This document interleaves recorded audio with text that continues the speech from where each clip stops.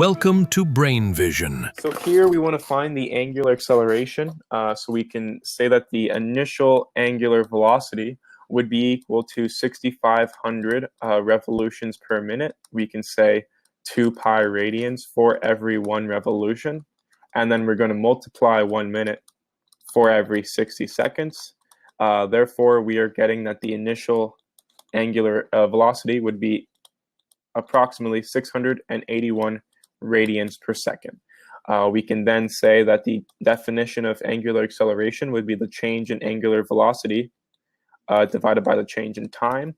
So this would be 0 minus 681 radians per second because this is coming to a stop, divided by 4.0 seconds. So our angular acceleration would be negative 170 radians per second squared. This would be our final answer. That is the end of the solution. Thank you for watching.